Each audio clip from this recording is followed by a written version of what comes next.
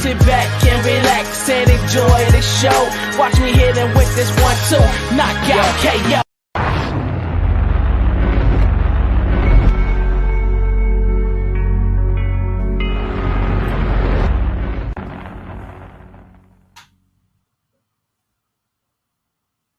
Yo, what is up?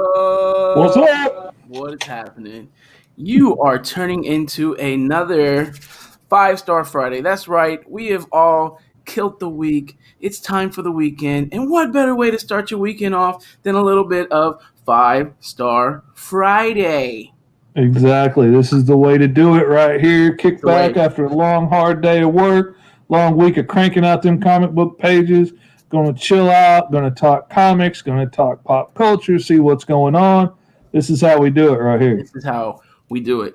I am one half of your host, Mr. 5-Star, and this is my guy, Mr. Fish, coming to you live from Central Arkansas. Happy to be here. Yes. I'm still pointing the wrong way. Oh, yeah, man, it's complicated. I wish I could just flip it permanently and make it stay that way. I know. I'm like, fish. Oh, I mean, fish. Yeah. Yeah, I'm like, dude, Tony over here. Anyway, we are excited to be on today. We got a new guest, Todd Zverloff. Did I say that right? We've been debating on the last name. Did I say that right? No? Say it, Fish. You say Zverloff. Zverloff. Okay. Yes, he gave the thumbs up. I said it.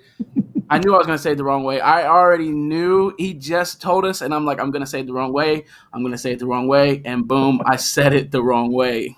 Yeah, that's how we do. That's all right. It's okay. That's all right. It's okay. He's used to it. I'm used to having trouble with my name. He's used to it. You get used to it when you got a name like that. He told us he was used to it, so I don't feel that bad. And I'm glad I had Fish here to rebound, get the rebound for me. Anyway, we won't take too much time with that. We posted some stuff today in the group. I made a video earlier this week. We just want to thank all the members who have joined the group. Absolutely. We are close to 500 members, so we are hoping that we can just keep the content flowing, keep all the news updates rolling your guys' way. Everybody that likes, everybody that shares, everybody that comments on a post, that's a big help. It's a big encouragement. It helps more people see it. Invite people to the group, share the group. Man, the more eyes we can get on it, the better. It's better for everybody. Yes. We need eyes on stuff, and it helps. It helps the guest, and it helps potential guests. So if you want to be on here, just think the more people that you share with, the more people that are eventually going to be able to see it when it's your turn around to be on the show. And you never know how many of your fan base is just your fan base and isn't aware of the larger indie comics community. But if they get turned on to the show that you're on or what you're watching or what you're going to be on, that helps get them exposed to more things they may love. That gets more eyes on all of our projects. That's good for everybody. Like, I have no problem at all sharing other people's Kickstarters, other people's things that they've got going on, Indiegogos. The more eyes we get on stuff, the better for everybody. Yes. The better for us all as a community. Indeed. I shared some stuff today that Hasbro shared some new Power Ranger action figures coming in. Oh, yeah? I don't know if you've seen them, Fish, but we have... Oh, cool. We have some new stuff coming from Hasbro. If you're a Power Ranger fan, you're gonna want to get these.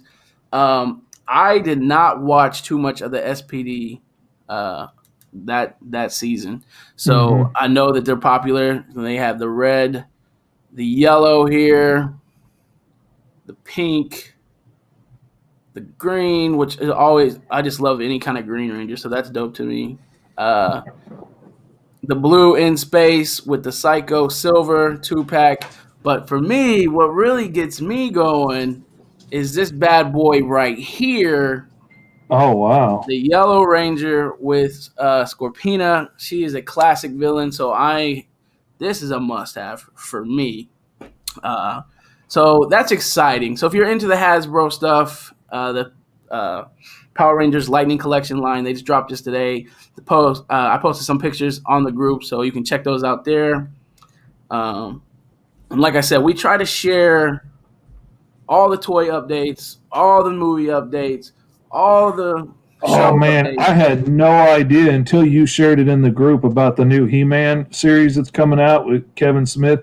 And the fact that they're doing like 2 different series is awesome. Like, do one for the kids, get the new fans in. As much as we might not like Teen Titans Go or Thundercats Roar or whatever, right. That's aimed at making new fans out of new kids, so these properties keep going on forever, and that's a good thing for all of us. For all of us, for sure. But like, to do one aimed at like the fans from back in the day, and to tie up some of those ideas and take them further and see where it would have gone. I'm really excited about that. And and the toys and the look of the characters and the voice actors that they've got on this show. Ooh, oh, man. It's going to be sick. Mm-hmm. We're going to go ahead and bring in Todd without any further delay. We're going to bring Todd in. We'll just start off hitting him with that. Todd, what's up, bro? Hey, what's going on, guys? There he is. Welcome, man. Welcome. Glad to have you.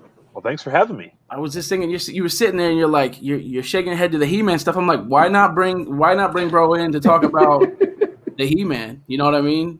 Yeah, I will say I'm not like, I didn't keep up with a lot of the stuff I loved as a kid. You know, they've done so much with Transformers over the years. They've done so much with Thundercats and He-Man, and I loved that stuff as a kid, and Ninja Turtles too. But as an adult, it just wasn't anything. I mean, I fondly remember it, but I didn't ever follow up on any of that stuff. But let me tell you, that Kevin Smith He-Man show, like, I don't know what it stirred in me, man, but I saw those pictures and I'm like, I'm in. Like, I'm watching that day one. Mm-hmm. I love Kevin. I've been a Kevin Smith fan since, I rented Clerks before anyone knew what it was back in the 90s. Man, just the fact it was black and white. I was like, dude, I'm watching. I don't care what it is. I'm watching it, and I loved it. Absolutely. We were in like 7th or 8th grade when that came out, and it blew my mind. And I've been a huge fan since. I love that guy, his positivity. You know, he keeps the community, so grounded and so compassionate. And I love that guy. Getting to see him work on a project, like getting to see him work on Daredevil or something, like you see him geeking out about it. You see him like, oh, dude, you know what I'm getting to play with, man? And that's awesome. He loves it, and he makes it so much cooler when he's working on it. Yeah, I know a lot of people give his comics some crap, but I never read his Batman. For whatever reason, I wasn't reading comics a lot at that time, and I missed his Batman. But his Green Arrow stuff is excellent. His Daredevil stuff, I really enjoy. So he's doing He-Man. I know he's going to do it well. Reading what that they're like taking. Everybody might not love it, but I know I'm going to love it. So it's going to be fun. I'm so in. It's always nice to see somebody who was a fan of it to get that chance so important. to work on the. Sometimes you see stories where like the writer's like, I didn't know anything about it until I started writing it, and I had to go back, and it's like, I decided to take it in a new direction. I wanted to leave all that stuff that I didn't read behind.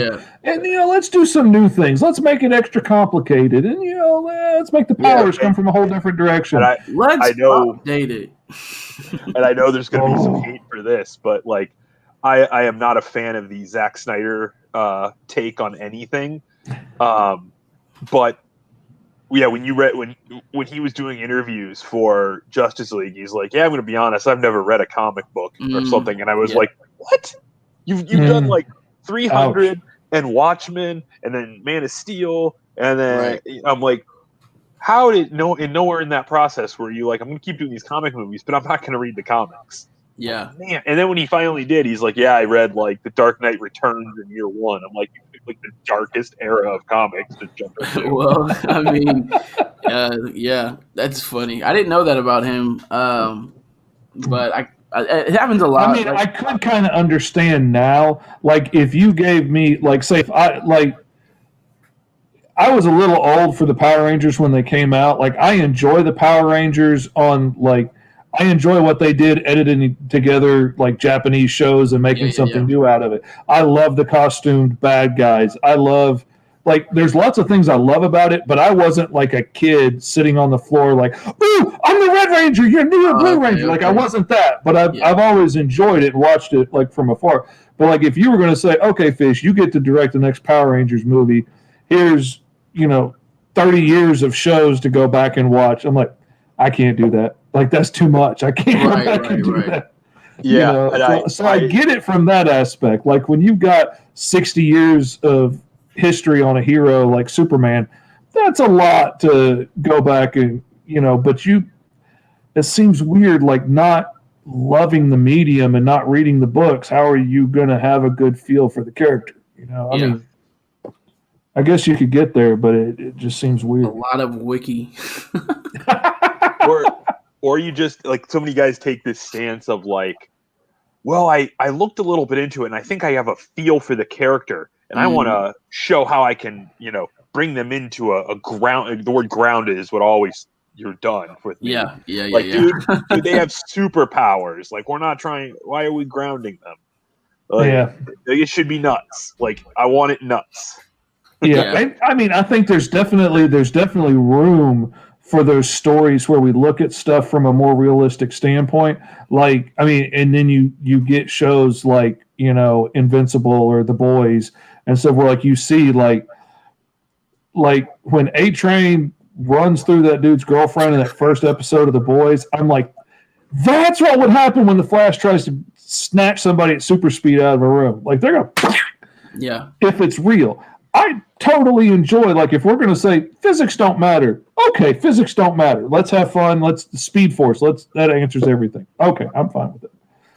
But if we're gonna go into the realm of the real, you can make for some really cool stuff there. If you do it right. For sure. Did you read the Boys comic book? I didn't even know it existed. Like I did not. Though, admittedly, in my defense, which is hard to admit for a guy that draws comic books all day, I don't read a whole lot of comics anymore. Like, I mean, I always did, but then like when my kids were growing up and it's like, are we going to be able to afford to even take them to soccer and whatnot? Buying $5 comic books kind of slid by the wayside. Mm-hmm. And, and now most of the stuff I read is indie comics that I support on Kickstarter and stuff. Yeah. So like, I haven't followed anything but like trade paperback collections of runs on like Justice League or something. Like I'll buy those from time to time because I can read the whole story. But anymore, like you pick up a Spider-Man comic, I've got no idea what's going on. And you got to buy 16 issues to know everything they're talking about in this issue. That's too much. That's too much to do. It is. It can be hard to follow. And speaking of indie comics, Todd, since we got you here on the show, why don't you tell the people a little bit about yourself? What is it that you do? And just let the people know, bro. Take a second just to talk about you. Okay. So, I'm Todd Zverloff, as was noted at the top. I am a comic writer, indie comic writer. I'm working my way sort of into this indie comics world. I put out an anthology of I'm from Ohio. I'm from the Akron area. Ohio boys. Mm-hmm. Yeah. We found out when we were planning this. Tony's down. Cincinnati way? We're on opposite ends, but. Mm-hmm. But same deal. I put together a couple years ago an anthology of Ohio-based writers and Ohio-based artists writing stories about Ohio. That's cool. we actually got a couple people down Cincinnati way that worked on it too. Carrie Arnold, she's an artist down there. Man, my brain's blanking now, but I know there's at least one or two other people that were down in that region.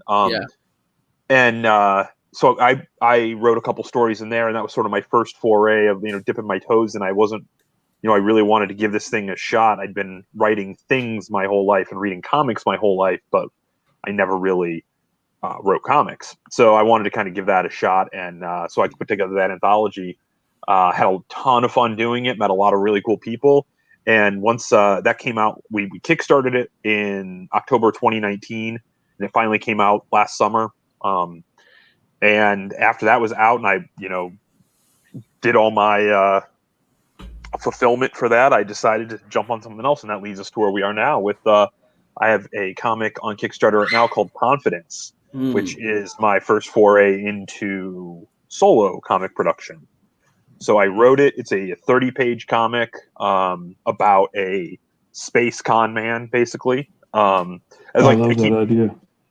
I keep trying to think of like more interesting ways to say than space con man, because that sounds kind of cheesy, but like I can't.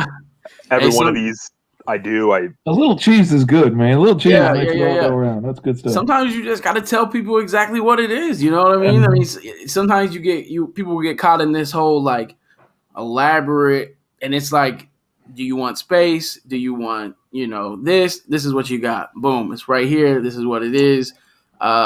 So I think sometimes the simplicity is better anyway. Absolutely. Yeah, it's can't hide. So yeah, he's a space con man, a galactic charlatan, however you want to put it. He's aboard a cruise ship, a luxury cruise ship in the future. So they're floating through space on a luxury cruise ship, and he's basically, the story follows him as he sort of charms and lies and cons his way through various passengers and crew members while he's trying to acquire something that you'll have to read the book to find out. But that's sort of a surprise at the end to a degree, sort of a big reveal of what he's actually looking for, because you kind of just follow him along as he runs these little games and cons on everybody. You don't know what he's doing. So let me ask you, from a writing standpoint, how hard is it to write those cons into the story? Like, I would love to, write like a big heist book like Ocean's 11 and whatnot, but trying to come up with a heist, trying to imagine this heist in my brain seems kind of, daunting. Yeah, Ocean's 11 was my main inspiration for this, honestly. So it's great that you bring that up. I absolutely love those movies, those three movies, and I really enjoyed the heck out of that concept. Now, I will say the con that I wrote in this is nowhere near as elaborate, because you're right, that I tried, and I really ended up scaling it down, because I was like, I'd rather have a fun story than that was a little like lower scale than have someone go, well, it's an okay story, but man, that con was great. So I wasn't able to totally crack that egg, I guess, if you will. But I did enjoy that concept, and really, from a writing perspective, what I did was I just worked backwards. I just said, this is what he's going to do. How does he get there?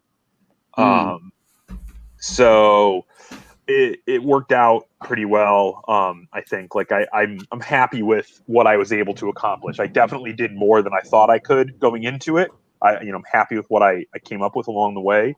But yeah, I really did want something so grand like that you were like, man, I didn't see that coming. But that was daunting. Especially for technically my first time out. I mean, I've written plenty of things in my life. I was an English teacher for years. I taught writing. I've written tons of stuff over the years, but never like that. I've always wished I could, and I think I always convinced myself that I couldn't because it seemed so hard. So this is my attempt at that, and I think it came out pretty well. I always steer right into the things that I like the least. Like I don't care for anthropomorphic animals that much. I mean, I love the Ninja Turtles, but like I don't draw stuff like that very often. The book I'm working on now, chock full of them. Like I just always steer into the stuff that's hard. Now I love sci-fi. Like that's my dear love. Like I love all aspects of it, from Star Wars to Star Trek to dirty space to clean space. Like I love the whole thing. Making up aliens and stuff is one of my favorite things. Like making up this creature and then figuring out like how does he get his pants on? How do their ships work? What kind of gun would somebody hold if their arms are shaped like that? How would you fire it? And I love all that stuff. I can play with that stuff all day long. So, like, are there a lot of alien races on this cruiser that they're on, this cruise ship? Well, there are. There, like, almost every interaction he has is with some alien race. Though I will say we started a little safe. Most of them are pretty humanoid aliens. We didn't get super weird yet, but we're not done drawing it. We're only about halfway through. Okay. So I have my artist Reynaldo Lay, who is absolutely killing this project so far. We actually have some Kickstarter tiers where you can get yourself drawn as an alien. I saw that, yes. I have my highest tier. No one has backed it yet. I set it probably a little high. It's $500, but you actually get. We have a roll of an alien in this who's got like 2 or 3 pages of just him talking to the protagonist. And I imagined him a little. Someone was going to pay that money to look like, have their likeness implanted on this creature. I kind of thought it'd be fun to have him pretty weird. And then you don't just want to. You're paying to be in a book. You don't want to just be like, here's my face on a guy that has like pointy ears or something, or like has purple skin. Like, that's it. Yeah, you also don't want it to like be insulting, and like, you got 3 bare boobs hanging out, dragging to the ground or something. You can go right to Alien and be like, man, that's an insult. But like, you don't want to just be, the guy that's got the little boppers on the top of his head, So like it's we've sort of played the Stargate or Star Trek sort of alien way, where everyone just seems to be like, bipedal with opposable thumbs and everything, and just has a weird head, or maybe like an elongated body or something. We've stayed in the comfort zone there, which is I took a hard left to that and go completely the opposite direction. Yeah, and that's, I gave Reynaldo like complete autonomy on that. I was like, look, I gave some basic traits like, hey, this guy should be kind of skinny and Weasley, or this guy should be like, sort of a little overweight and, pompous or something, like minor stuff like that. But I really wanted to give him a chance to like do his thing. I firmly believe in the concept of collaboration on comics. Like, I don't want to be a big deal, a dictator. Because I know artists, like I know a lot of people that make comics. I know a lot of artists who just draw, who don't do any writing, and they sometimes feel like they are just cogs in the wheel, and that's fine. There's a place for that too, but I want my artist to have fun too. So I gave him complete autonomy. That's a big deal, because as an artist, like the books where I get more freedom to do stuff, I get a lot more invested in. Like if you've got everything spelled out, I will give you my absolute best job I can do. But like if you've got it tied down to, it needs to be from this angle, it needs to be a worm's eye view, it needs to be a medium shot, they need to look like this, here's references of what they all look like, I will give you that. But I'm just saying, I could have imagined something even grander that we could have done with that. And, when I have a little more freedom, I throw my all into it. And it's a lot more fun on those books where I'm not as reined in. So hats off to you, man. That's a good thing to do. Yeah. And that's the other thing too, is like, I've got some artistic bone in my body. I started out as an artist in high school, and I, just never reach that point where you're like, I can draw my own book. Like, it's like I could get by if I had to, but it's not going to look good, And so I have like a basic sense, but I know that I don't have the same sense as an artist. And I know that like my panel layout, like, what do I can, throw some ideas out there, but I always feel like the artist is going to have a better idea of how to place those panels and whatnot. So I give, I know some guys will give layout, like a page layout of here's this panel sizes and where they should go. And I'm sure you've gotten that. And I couldn't see myself doing that, because I could if the artist was like, hey, I want you to do this, I would do it. But I definitely felt more like I'd rather the artist felt fully comfortable with what was going on. Some people may need that, and some people may want that. For me, that's very limiting. Like if you show me, like I was illustrating a novel for one guy, a friend of mine, and he's in the beginning, he was sending me sketches and would take pictures with his little action figures and stuff, laying out what he wanted. And he got that. Like, I drew that, because once he shows me that, that's basically the only way I can imagine it. But when you tell me, like, this is the scene and this is what's going on, this is the emotion I need to get out of it, then my mind runs wild, and I can turn the scene 100 different directions and move the people around and get the coolest looking shot that I can get out of it. He realized real quickly, the less information I give him, the better. Just tell him what I need and not try and, be as helpful. And I mean, he was just trying to be helpful, and I still gave him good pages, just not as awesome as some of the later pages were, because I had more freedom in it. But not everybody can do that. Part of that's finding the right artist, too, that goes with what you want to tell.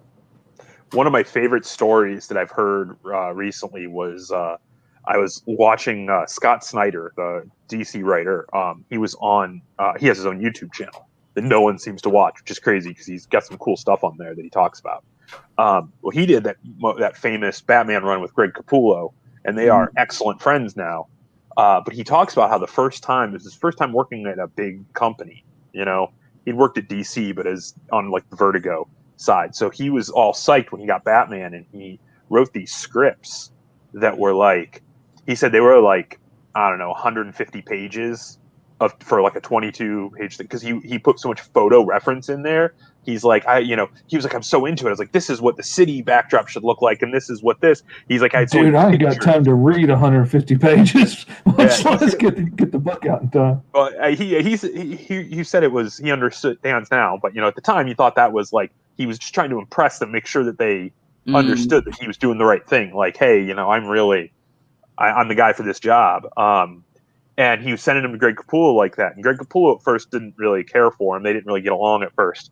And then once they kind of hit a common bond, 5-6 issues in or whatever, they became really good friends. And Greg Capullo admitted to him, he's like, hey, look, man, I got to tell you, those pictures you sent me, he's like, it turns out he not a computer guy, and he's been opening all these on like Word, like 98 or something, and it didn't support the pictures, so he never saw any of those pictures for those first like 7 or 8 issues that he drew. He's like, I just went by your descriptions. Like, Scott Snyder was like, well, I guess you like, I never knew, because you always nailed exactly what I said. Wow. So there you go. Like, you don't. Yeah, sometimes you want to micromanage, might just turn out better. Right. Yeah, it's good. Like you guys were saying, it's good to if you have the artist that can do that, that's cool. If you have an artist that can't, you just got to do. And I think even like the story you just told, it's all about relationship. You know what I mean? When you put out the first issue, it's like first project you work on together. You're trying to figure out one another, and then I can hit up Fish and give him like a few little like, hey, I'm thinking of a guy with this, and that, and that. What do you think? Boom, he sends me a picture of what, you know what I mean? Like, and that's just our relationship that we have now. So a lot of that is finally getting that team that you can work with, and you understand one another, and he understands my writing. I understand his art, the way he does art, the process, and you build and learn from that. So I can see. It's funny, 6 issues later, he was comfortable enough to tell him that, because you do build those bonds. One of the questions I had for you, and you were talking about, the heist. It almost feels like it would be really hard to, an Ocean 11 scale heist would be hard to translate into a comic book anyway. I mean, that would be flashbacks and flash forward. Yeah, it would be tough. And so much of that is like action-based stuff, which, in a movie, it could be a bunch of cuts real quick between them crawling through the vents and dropping down on a line and jumping over laser beams. Right. In a comic, that could be like 4 or 5 pages of illustrations to show that going on, and that eats up space real quick. Yeah. Which is my problem writing, is like, there's so much I want to tell, but each one of those things has to be illustrated. And so, like, if I tell everything I want to tell, it's a graphic novel every single time. Trying to hone that down. Like, I tried to get to 22 pages on the book I'm working on now, and I think I'm at 36 right now, and I might still end up adding a couple more because there's a couple spots I might have to just stretch so that it's not so packed. But I don't know where I mean, I'm sure there's a good reason. I don't know it. Why as to how we arrived at the 22-page story, like, I mean, it's not that it's not enough to tell some stories, but I mean, I'm just a more bang for your buck kind of guy. Like if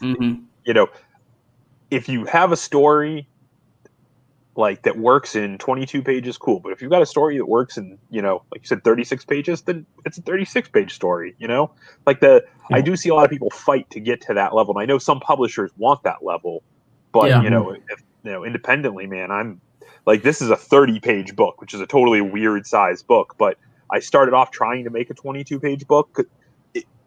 I shouldn't say I tried to make it 22. I tried to make it at least 22 because I didn't want it to be short of anything. I definitely wanted a full-size comic. But yeah, I tried making, I set out with 22 as my goal and ended up at 28. And then after editing with my editor, he kind of gave me some ideas about places I needed a little bit more explanation, and we ended up at 30. So, well, and especially like we're a niche artisan type thing, like this is organic, handmade croissants, hand rolled, and floured. Like this isn't a can of croissants that are going to come out, with 12 in a can every time. Like this is a specialty thing. And people know that when they're buying these comics from us, that they're buying like short print run, like this is a more specialty handmade type of thing. And when we have the freedom with that, because we're not trying to make each issue identical. We're not trying to hit the same tight deadlines. We're not trying to knock out, a book every month. And like, especially like for you, this is the first book in the series. If it takes a few more pages to illustrate what this world is, how it works, who this character is that we're going to be following, then we need a few more pages for that. And that's fine. That's absolutely doable. I feel like anything that's like space related or taking it into a different world, like for like a superhero book, you can it's not as hard. You can kind of skip ahead. It's not as hard to world build. What I mean? You can give us some hints that this is sort of like Gotham, or it's sort of like Metropolis, or it's sort of like Spider-Man's New York, and we can fill in the blanks and like, okay, this is a superhero. He flies, he shoots laser beams out of his toenails. All right, we got it. But like when you're doing something like it's outer space, how does this work? What kind of planets? Who are we going to be talking to? And like in my book, the whole world works kind of differently, and so like this whole thing is really just giving you an opportunity to see how the world works and who these people are, how they fit in it. And that took a few more pages and isn't actually as action-packed as I hoped it would be, but you got to learn who these people are and care about them before you can be scared that they're going to die, and that was next time. I ended up with I keep saying it's a talky book because it's just a lot of talk. I mean, most con men aren't, you're conning, you're not fighting, you're trying to solve your problems by avoiding as opposed to. You're not a stab man, you're a con man. Like you talk your way through things. Right. So there is a little bit of action towards the end, but and a lot of it, I realized that in trying to, like, in writing it, it was just this is a story I'm telling. But in trying to promote it, I realized, like, especially when I'm trying to find like panels to show on the Kickstarter or like in like promotional posts and stuff, I'm like, here he is talking again. Like, sorry. Yeah. Here they are sitting in the car again. I'm gonna show off this cover that I'm gonna show off the cover here. What? So there it is. Boom. I love the smirk that he's giving off right there. Just off the cover, you can already tell. Oh, hey, how you doing? Kind of thing. Yeah.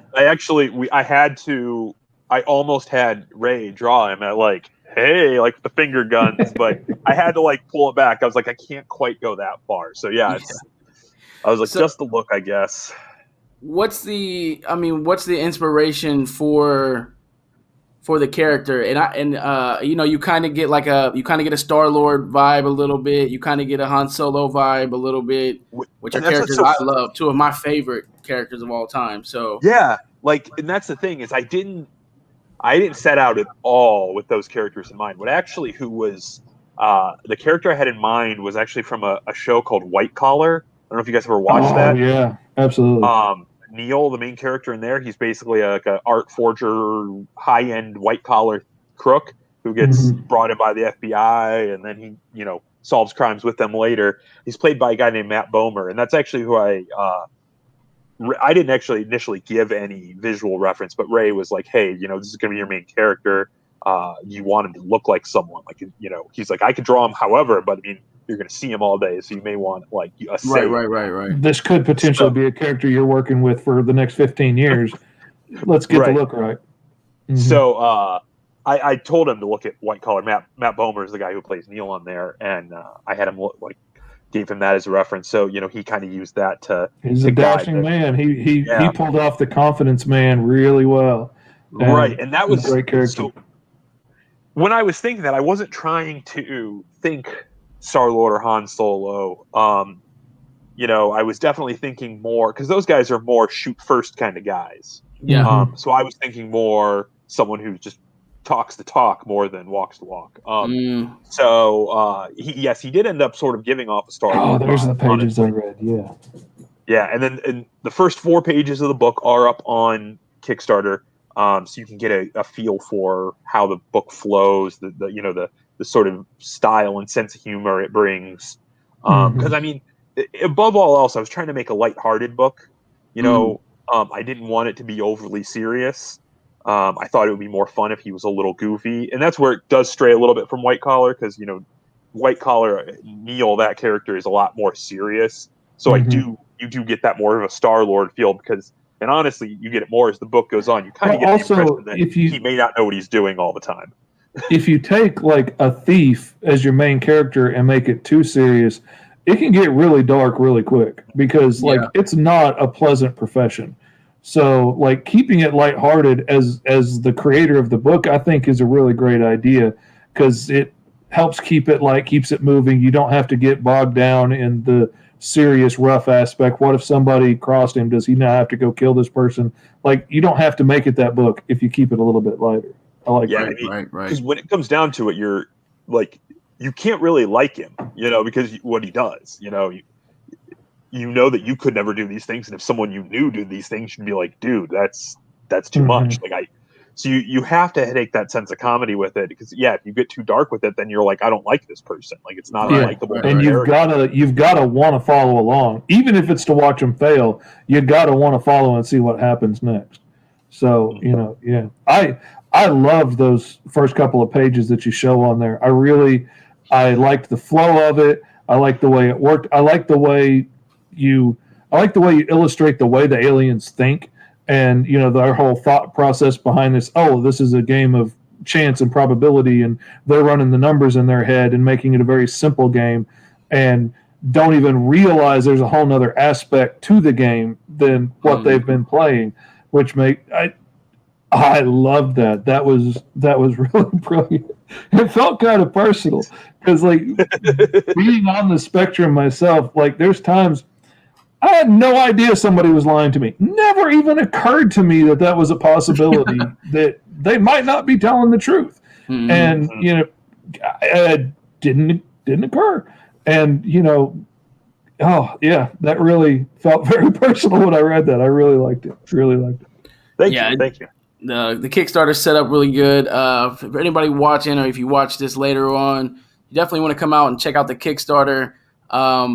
You got 12 days to go. You got a little ways to go, man. And that tends to happen on first Kickstarters. You know what I mean? You said so yourself. You first time jumping in on a solo project. I think you have a good product here for sure. The art looks amazing on the pages. The story looks good. For people who are out there who are testing the waters, let's just say 12 days you don't make the Kickstarter. What's your plan? Like, are you gonna shift some things around and come back at it, or what's the deal? I haven't come to that finality yet. I guess I'm not I'm definitely not going away. Like, it's definitely going to happen. 12 days. A lot can happen in 12 days. So I'm not saying that to discourage you at all. Oh no. I believe me.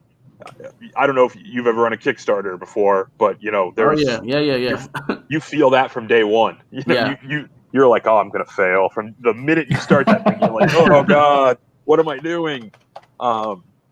So yeah, I honestly, I am, I'm fairly certain in my head already that I'm not going to make it.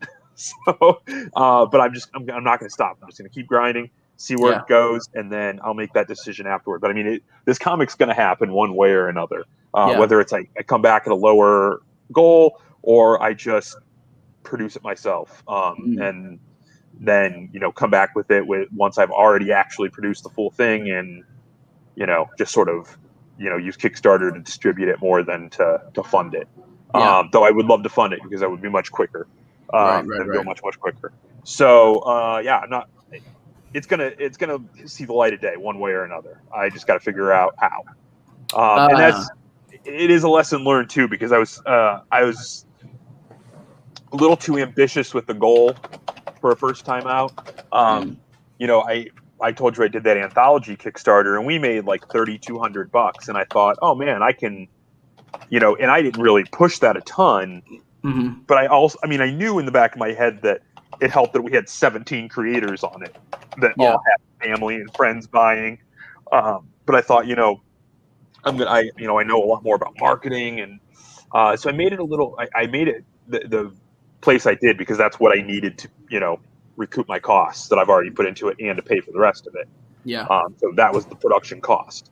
And now I see that it's my first time out. I'm not going to make my production costs back this time through. I don't think I need to get an audience first. I need to build up a little bit.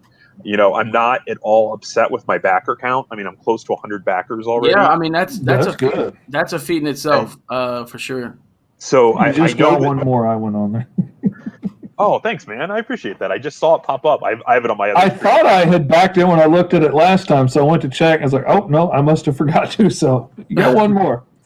Yeah, you'll be getting another one before the 12 days is up for sure with me too. I try to back most Kickstarters, that we have featured on the show. So, and hopefully, people will watch the show and they'll get on there and back it as well. And, just my advice for you. Entertaining, if nothing else. My advice to you is don't let the first one deter you from relaunching. We had a group on here.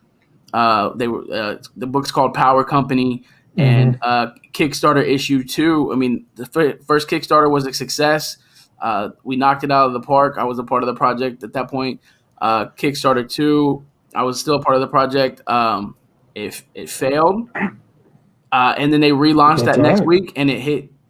Picked up, dusted off, retooled, relaunched, got out there, and sharing the word more, and it was hit. And the next one got way above and beyond. So it's just go ahead. Roy did the same thing. He had one of the ones that I worked on for him didn't get back the first time around. Turned around, retooled it, relaunched it, got the word out. It got the goal, and now they're just going up and up on each one, getting projects we love. Like you said, part of it is just building the fan base and getting the people out there to know about it. And the first book's the toughest sell because, I don't know what one of your books looks like. I don't know what it, how does it read? Sometimes the art can be really good and the writing can be like, what just happened? But there are a lot of books I've backed on Kickstarter that I probably won't back a second one. But, I'm supportive. I'm glad I backed them, but it was hard to read. But I met got some great artists and stuff that way.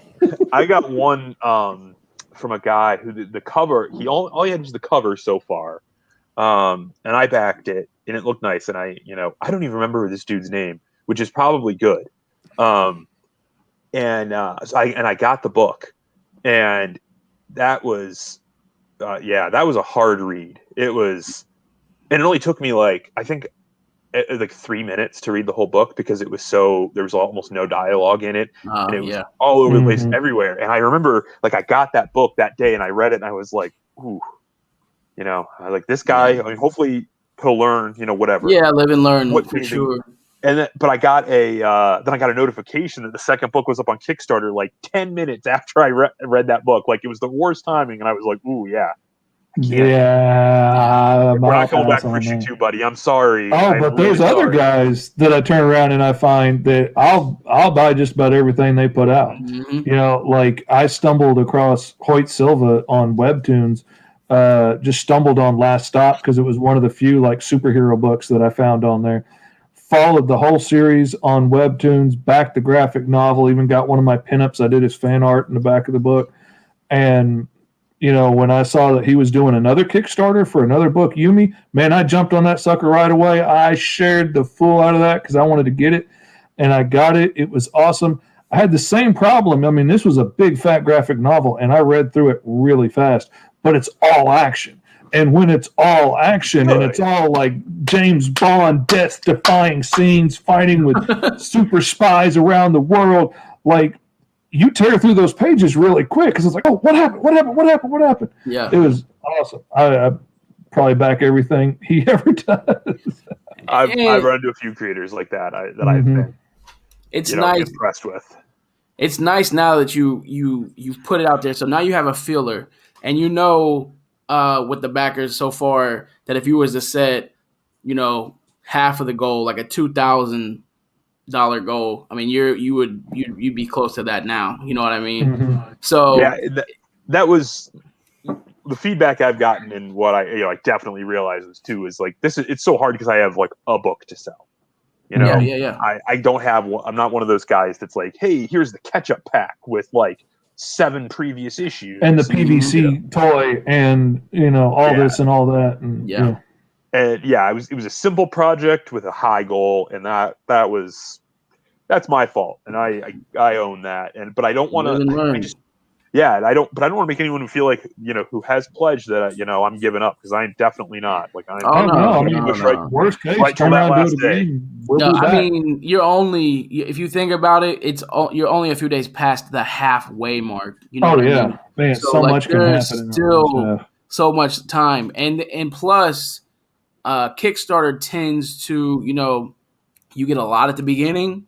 Sometimes you have that dead space, and then boom, at the end, it comes through. So, just the more stuff that you're out there doing, the more stuff you're getting, people's eyes on it. It could definitely happen. There's still plenty of time for it to happen.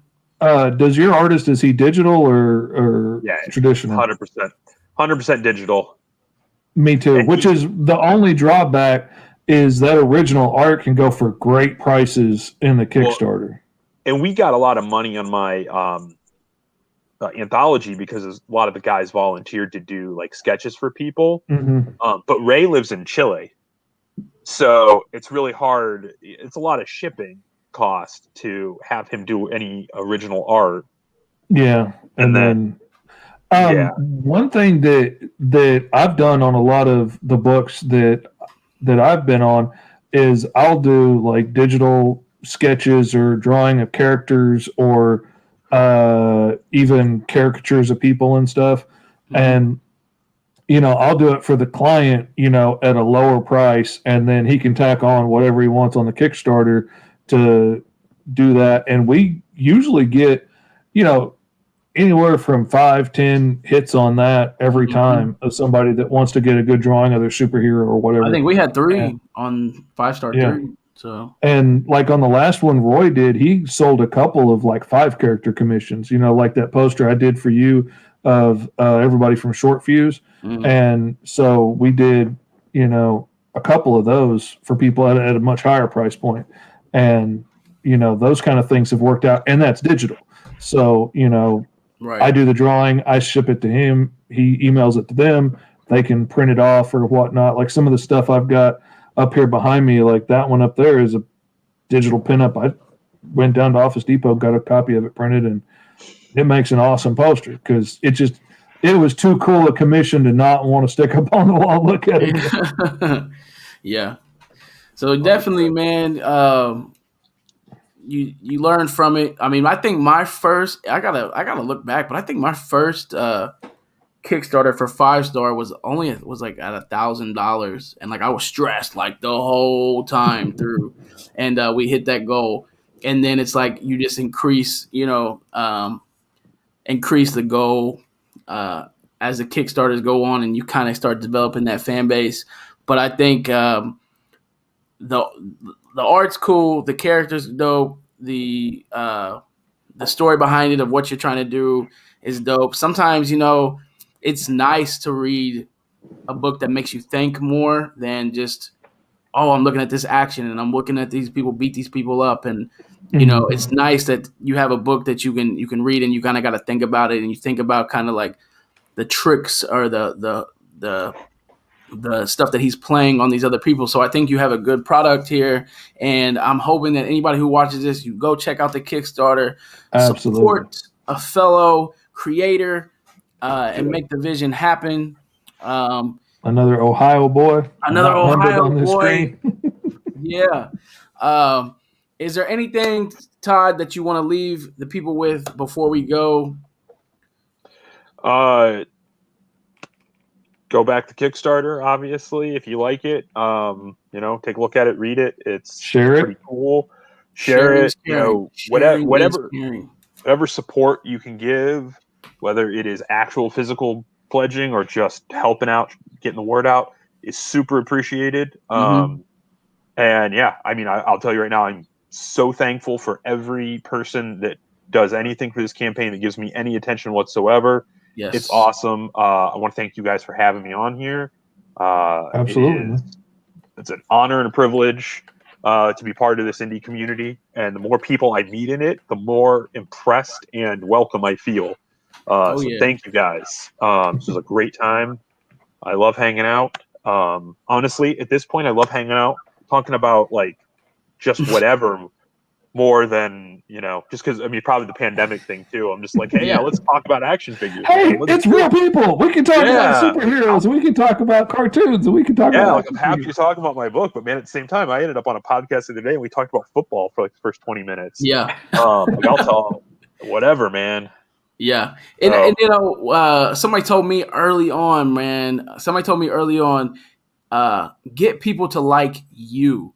You know what I mean? Get in front of people and get them to like you, because once they like you, they're more likely to support whatever you have coming out. So, absolutely.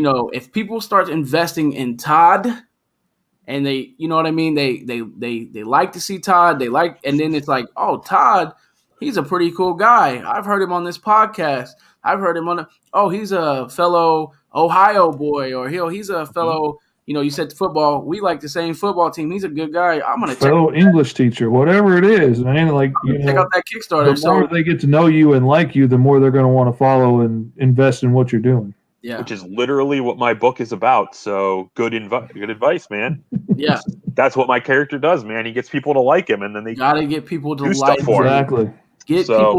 Get out there and get people to support you as a creator, not just of the book that you're coming out with or the product you're coming out with, because they can like the product and it's cool that there's people that like the product. But once they like you, there's a lot of stuff you could try to put out and they're going to just support off the fact that they enjoy you. Hey, I know Tony. Tony's my boy. Yeah, I will back his Kickstarter. And it's so easy to do now with social media.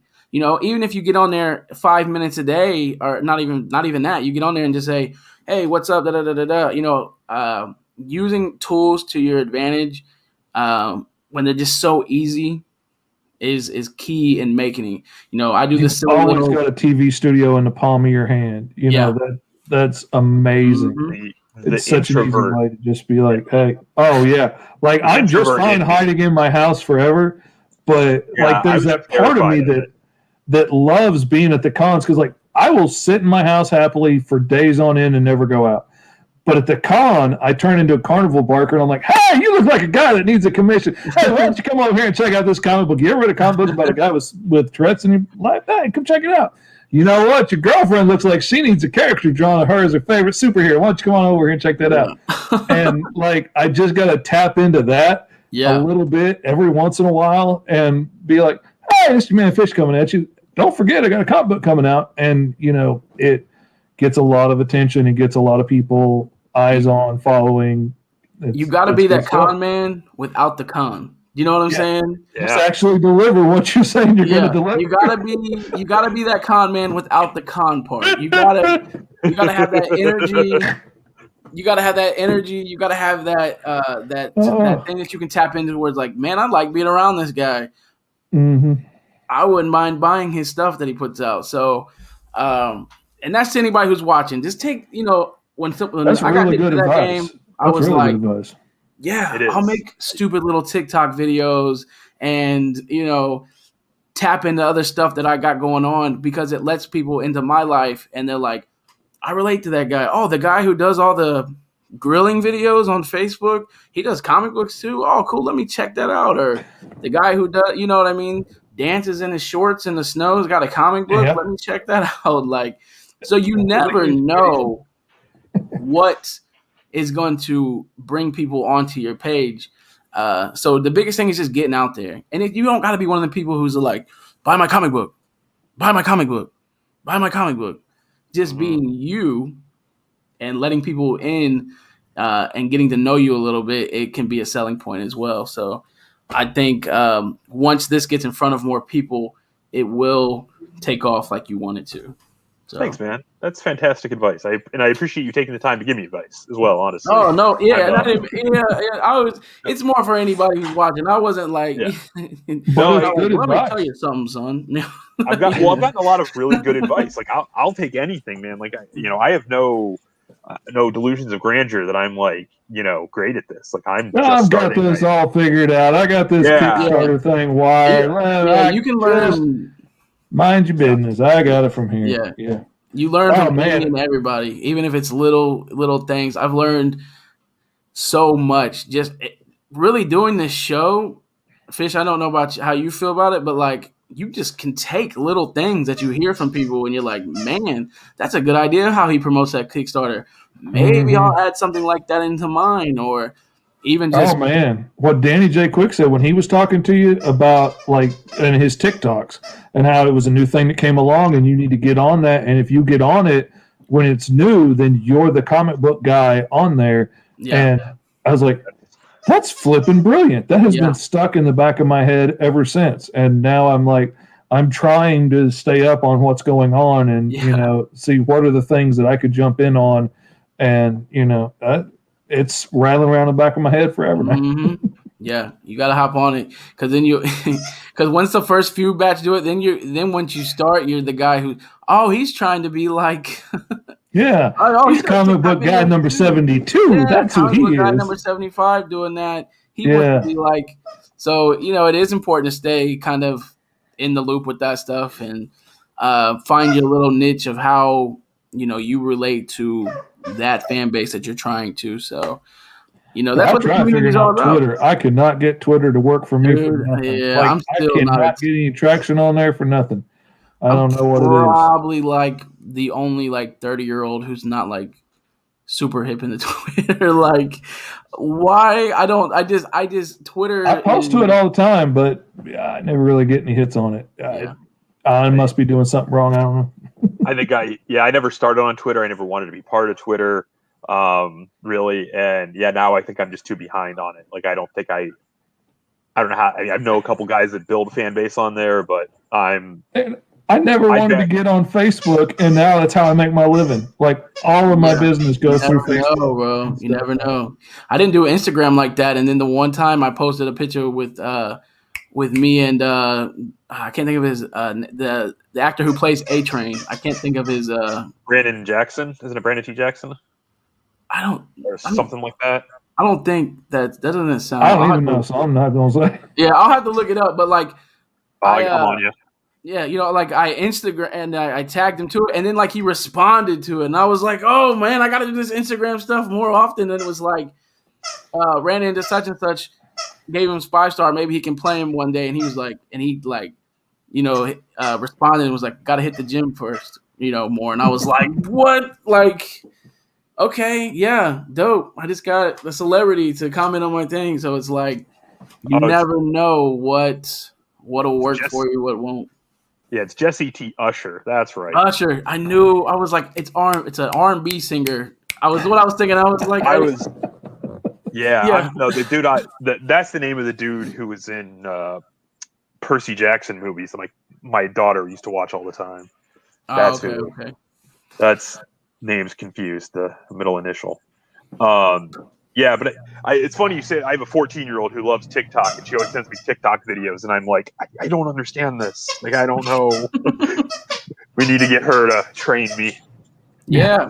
Or just have her set you up an account and tell her to make videos for you. You never know. That's what I need. I need like a junior high kid to just run my social media for me is what I really need. I need to get what do you call those? An intern. That's what I need. I need to get an intern to come work for me, work my social media and stuff so I can just keep drawing and they can make TikTok videos about it or whatnot and get it out there. Because that's my bad problem. I'll start working and then I look up and like, oh, it's bedtime. I've been drawing comics all day. I got to go to bed. Yeah. And, I got alarms going off all day now telling me, oh, it's time to post. Hey, it's time to post. That's important, man. Just so I keep doing it. Being consistent is the biggest thing, bro, with everything. Yeah, someone told me right off the bat to try and post every 4 hours when you've got a Kickstarter going, and I was like, okay, yeah. And I've been trying to keep to that pretty well. I mean, some days at work I'm too busy to do it, but other days, I'm not, and I can squeeze something short in. But yeah, and so I'm trying to keep up with that schedule. So I think I'm in everybody's phase. But I also think I think that. Oh, sorry, go ahead, man. Are your pages are you getting your pages like already lettered from your artist, or are you doing the lettering later? Or yeah, the letter is coming on later. So I have most of honestly the only pages I have lettered are those first 4 that I did just for the Kickstarter, so someone could read the first 4 pages. Mm-hmm. Well, then, what I was going to suggest, and I've suggested it to some friends of mine, I was like, even if you've only got so many pages of art for the Kickstarter already, because like some guys get like 5 pages of art for the Kickstarter and then run the Kickstarter and then do the book. Like lots of people do that. Yeah. But I was like, even if you've only got those few pages, sometimes you can take like a few panels out of that, especially if it's not lettered yet, and you can throw lettering up on that to make like a meme out of it, or you can reuse that, or like, to be like, hey, have you checked out this Kickstarter lately? Or like, yeah, I've done a fair amount of that. And that's a good way to reuse that material over and over again. Mm-hmm. So it's not just the same post time after time after time again. Check out my Kickstarter, check out my Kickstarter, check out my Kickstarter. Yeah, I've tried to change it up a lot. That was another bit of advice I got. I've got a lot of I tried doing a lot of process stuff like, hey, like here's a page that's penciled and then inked and then colored. Like nice. Mm-hmm. Yeah. People showing people that journey. Yeah. Yeah. So I've been trying to do a lot of stuff like that. I've been trying to do, I made a lot of memes, trying to make people laugh, because that's really, that's my thing. I try to be funny, I'm not always successful, but I try to make people laugh. It's sort of my way of it, connecting with people, I guess. So that was what I tried to kind of put. Like someone told me initially too, like what part of your personality can you show that what's your strong point? And they were like, and just lean on that, Yeah. So that's what I've been trying to lean on. I'm trying to make my stuff funny, and I think that's been pretty successful.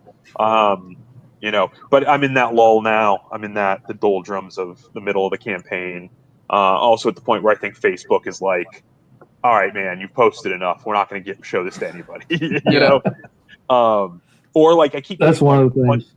Bunch of likes on a post from like 2 days ago. So it's like it's just very behind. But at least they're still relevant because they're still quoting the same thing and whatnot. But yeah, it's weird.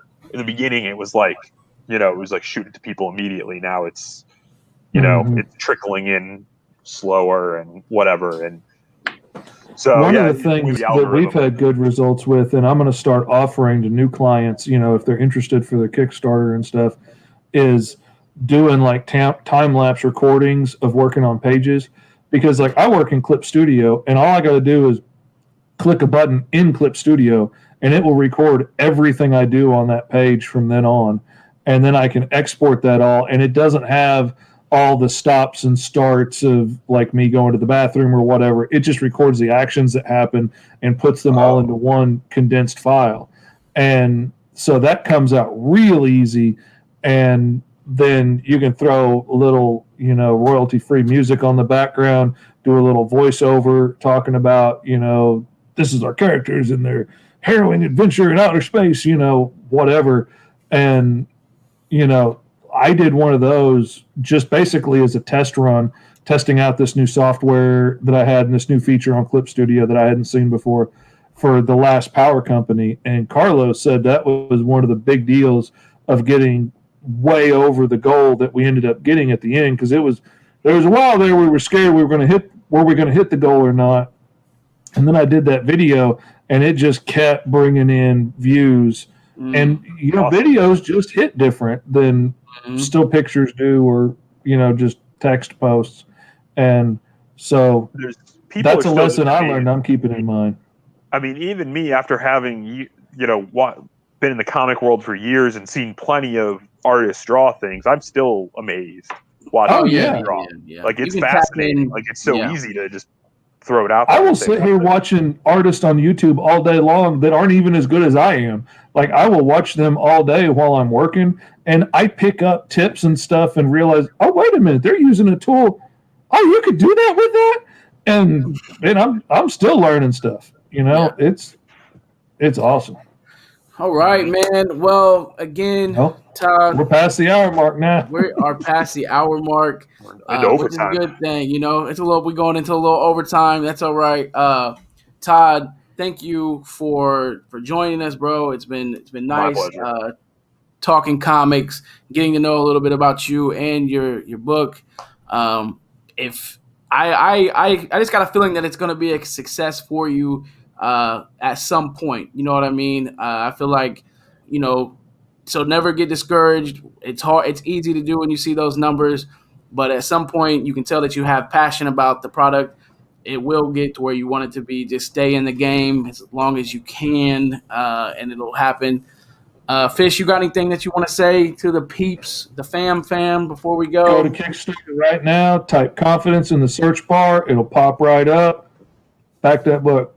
That's what I got to say. That's what he's got to say.